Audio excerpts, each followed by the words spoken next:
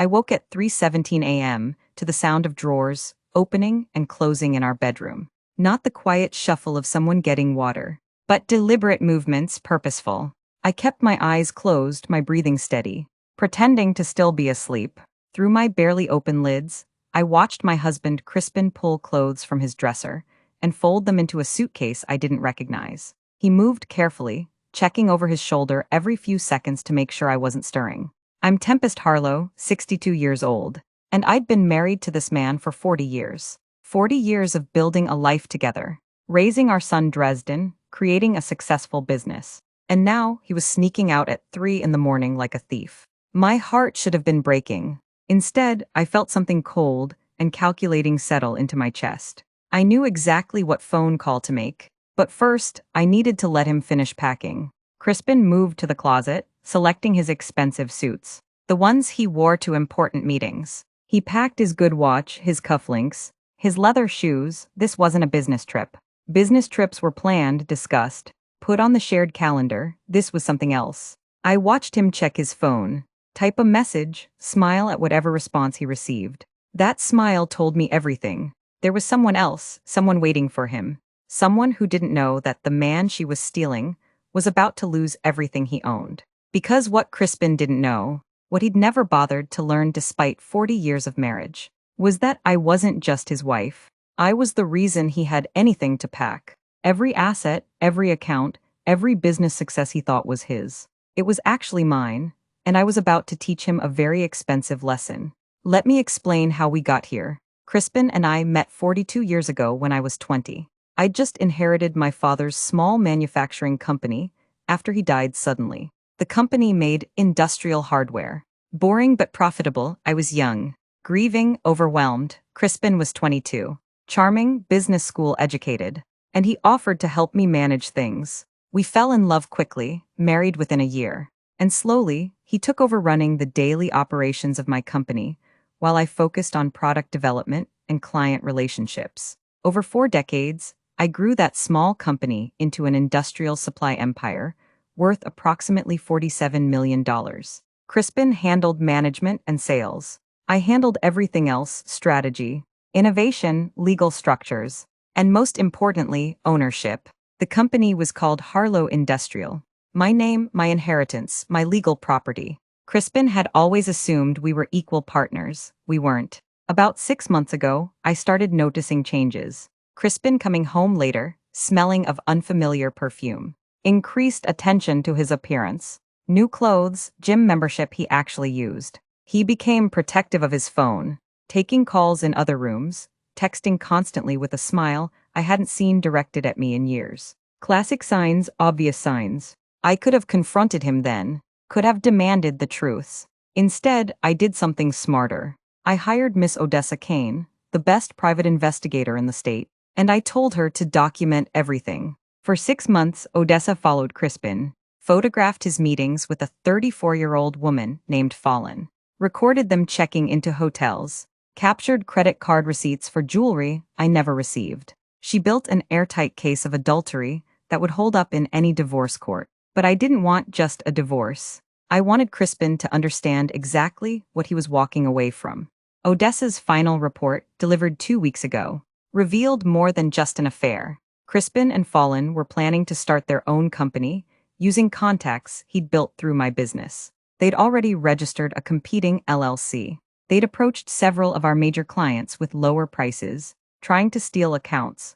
Crispin was planning to leave me and destroy my business simultaneously. He thought he'd built those relationships, that those clients were loyal to him. He didn't understand that every contract, every agreement, every client relationship was actually legally tied to me through carefully structured non-compete clauses he'd signed years ago without reading carefully. My attorney, Mr. Hawthorne Briggs, had been preparing for this possibility for months. We had everything ready. All I needed was for Crispin to make his move. And now, at 3:17 a.m., he was making it. I watched him zip the suitcase closed and text someone, probably Fallon, telling her he was on his way. Crispin picked up his suitcase and started toward the bedroom door. He moved slowly, quietly, clearly thinking I was sound asleep. When he reached the doorway, I spoke. Going somewhere, my voice was calm. Almost casual. Crispin jumped. nearly dropping the suitcase. He turned, his face cycling through emotions. Surprise, guilt, then settling on defiance. Tempest, I didn't want it to be like this. I sat up, turned on the bedside lamp. Like what exactly? Sneaking out at 3 in the morning. Crispin set down the suitcase. I was going to call you later today. I was going to explain, I smiled. And it wasn't kind. Explain that you're leaving me for Fallen. Explain that you've been planning to steal my clients. Explain that you've registered a competing business, using information you learned from my company. I watched his face go pale. He hadn't known I knew. How did you? He started. I know everything, Crispin, everything. Crispin tried to recover his composure. Look, we've grown apart. We both know this marriage has been over for years. I'm not going to apologize for finding happiness. I nodded slowly. You're right. You've found happiness, and I'm not going to stop you from leaving. In fact, I encourage it, please. Take your suitcase and go. Crispin looked confused. This wasn't the reaction he'd expected. He'd probably prepared for tears, begging, dramatic confrontation. Instead, I was calm, almost pleasant. That's it, he asked. That's it. I confirmed, but before you go, I need you to sign some paperwork. Standard separation documents. Mr. Briggs prepared them yesterday. I pulled an envelope from my nightstand drawer, the one I'd been keeping ready for this exact moment. Crispin took the envelope cautiously. What is this? I stood, pulling on my robe. Just formalities. Acknowledgement that you're leaving voluntarily. Waiver of any claims to marital property. Standard things, sign them and you're free to go. Crispin opened the envelope and started reading. I watched his expression change as he processed the documents. This says I'm waiving all claims to Harlow Industrial. His voice was tight. That's because you never had any claims to Harlow Industrial.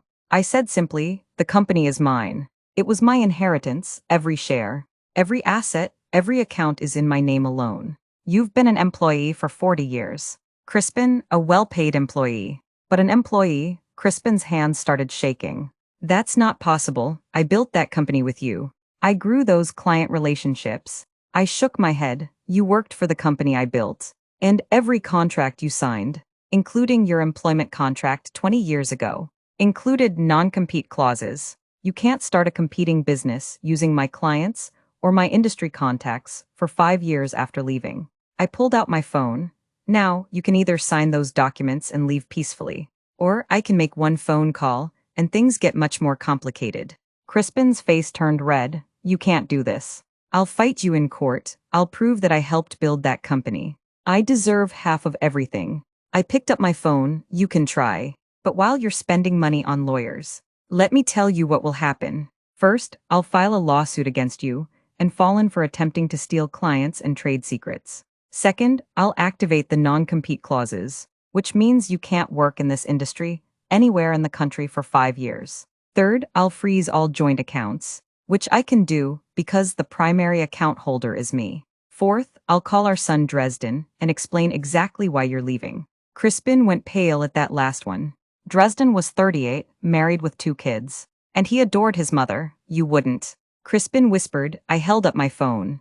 Sign the documents or I start making calls. Your choice, but decide fast. It's almost 4 in the morning, and I'm sure Fallen is waiting. Crispin stared at the documents, then at me, clearly trying to find a way out. This is extortion, I laughed. Actually laughed. No, this is consequences. You were going to sneak away at 3 a.m. without a word. You were going to steal my clients.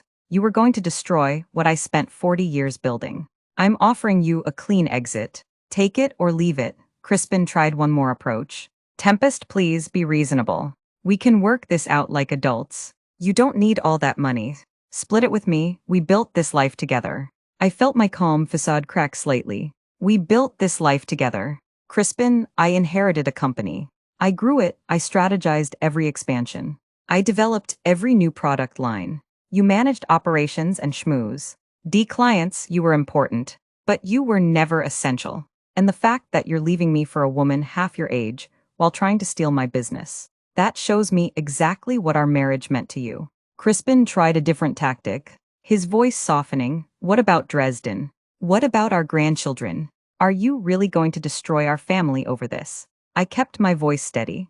You destroyed our family when you started sleeping with Fallen. You destroyed it when you decided to compete against my company. You destroyed it when you chose to sneak out at 3 in the morning like a coward. I'm just making sure you don't profit from that destruction. I held up the phone again. Last chance. Crispin, sign or I call. His face hardened into something ugly. Fine, take your company, take everything. But don't expect me to disappear quietly. People will know what kind of person you really are. I smiled. You mean they'll know I protected myself from a cheating husband who tried to steal my business? Yes, I expect they will know that. And I expect they'll understand exactly who was in the wrong. Crispin grabbed a pen from the nightstand and signed the documents with angry, jagged strokes. After Crispin signed, I took the documents and carefully placed them back in the envelope. Thank you, your lawyer will receive copies in the morning. You're officially released from your employment contract with Harlow Industrial effective immediately. Crispin grabbed his suitcase.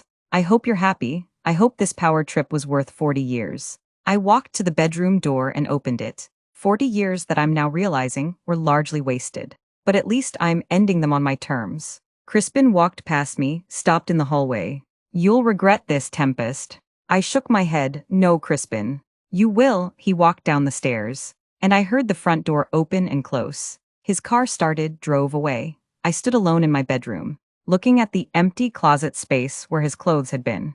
And then I picked up my phone and made the call I'd been planning for weeks. Mr. Briggs, it's Tempest, he just left. Yes, he signed everything. Please proceed with phase 2. Mr. Hawthorne Briggs answered immediately despite the hour. He'd been expecting my call. Mrs. Harlow. Excellent, I'll file the separation agreement and the lawsuit first thing this morning. By noon, Mr. Harlow will be served with papers detailing our claims regarding client theft and breach of contract. I sat on the edge of my bed, adrenaline still pumping. And the accounts, Mr. Briggs confirmed. All joint accounts have been frozen as of midnight. Per your instructions, Mr. Harlow's company credit cards have been deactivated.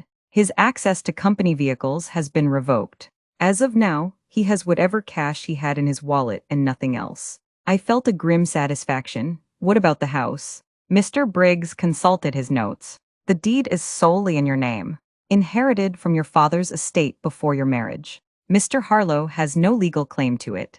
I've already arranged for the locks to be changed this afternoon. He's officially trespassing if he returns without invitation.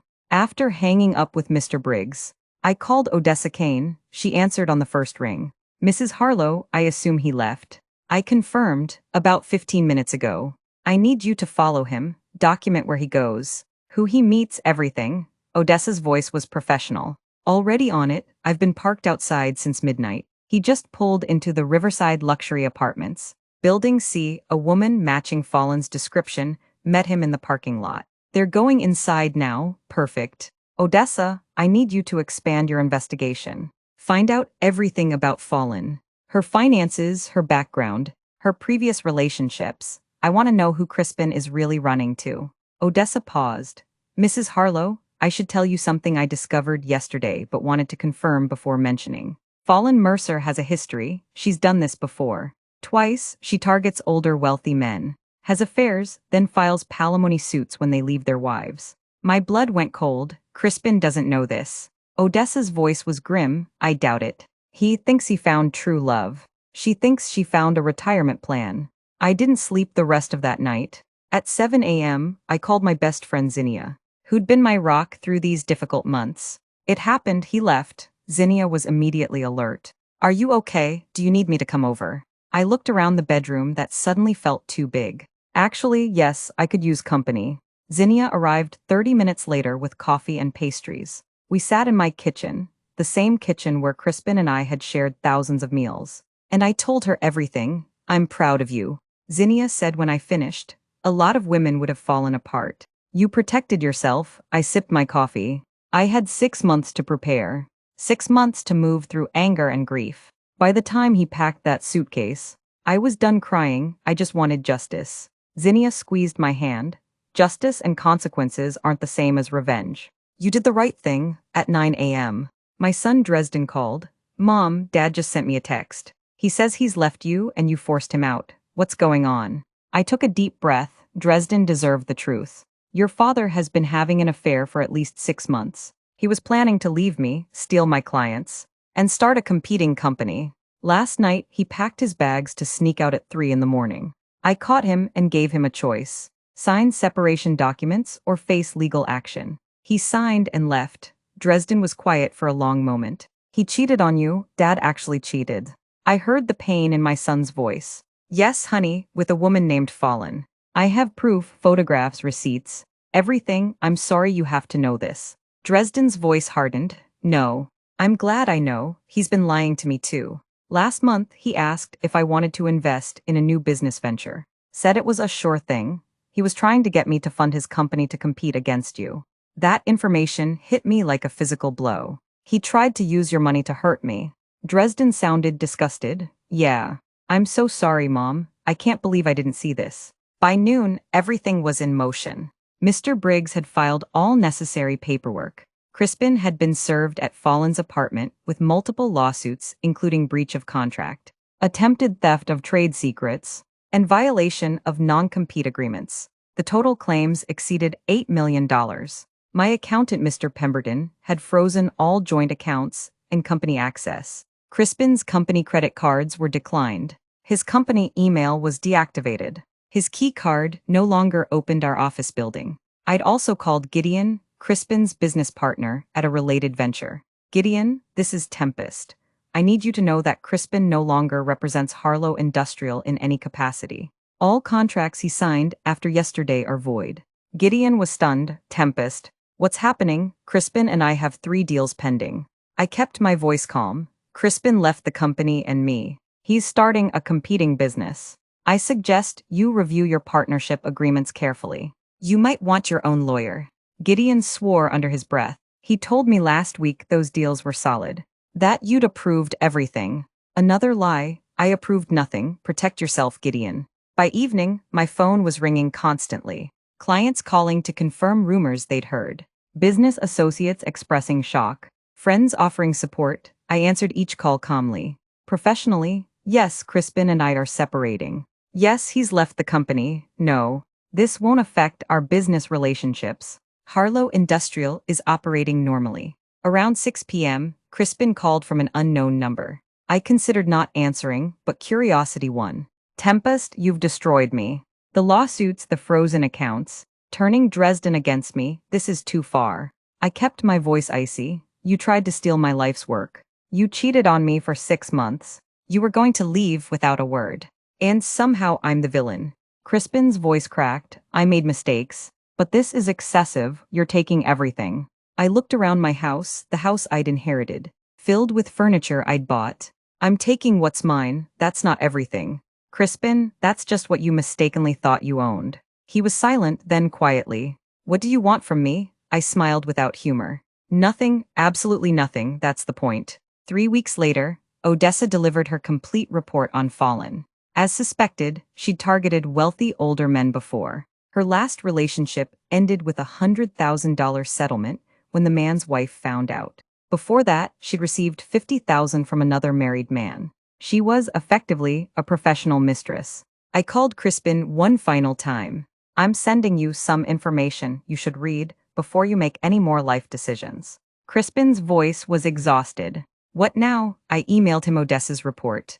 Just some background on your girlfriend. Might be illuminating. 20 minutes later. He called back, this can't be real. Fallen wouldn't, I cut him off. Yes, she would, she has twice before. You're not her first wealthy mark. And if you had any money left, you wouldn't be her last, but good news. Since I've taken everything, she'll probably lose interest soon. Crispin hung up 2 days later. I heard through mutual acquaintances that Fallen had left him, claiming she needed space. Crispin was living in a cheap motel, unable to find work in our industry due to the lawsuits and non-compete clause. I'm 63 now, a year after that 3 a.m. confrontation. My company is thriving, actually stronger without Crispin's interference. Dresden works with me now, learning the business. My divorce was finalized with a settlement that left Crispin with minimal assets and significant legal debts. The house, the company, the life we built, it was always mine. I just let him pretend otherwise for 40 years. Sometimes I wonder if I was too harsh. Then I remember him packing that suitcase in the dark, texting his girlfriend, smiling at the thought of destroying everything I'd built. And I feel nothing but satisfaction. Crispin tried to steal my life. Instead, he lost his own. The moral isn't about revenge. It's about protection. I protected what was mine because I'd been smart enough to structure everything correctly from the beginning. I made one phone call at 3 a.m. that started a chain reaction ending in justice. And I've never once regretted it. If this story made you think differently about protecting your assets in marriage, please subscribe and comment where you're watching from. Love doesn't mean surrendering legal protection. Structure your assets correctly, document everything, and never assume loyalty means you should be financially vulnerable. Thank you for listening. Always maintain separate property documentation. Understand what assets are premarital versus marital. Use non-compete clauses in business. Hire investigators when suspicions arise. Legal preparation isn't paranoia, it's wisdom. Before you go, I need to know something. What hit you the hardest? The betrayal. The moment everything fell apart. The twist you never saw coming. Drop it in the comments right now. And tell me what you want to see next. Medical fraud, family secrets, financial crimes, hidden identities. Your ideas become our next stories. If this story kept you glued to the screen, hit that like button. If you want more shocking true stories that expose the truth, subscribe and turn on notifications so you never miss what's coming next. Thanks for letting me share this story with you. The next one drops soon, and it's going to shake you even harder. See you there.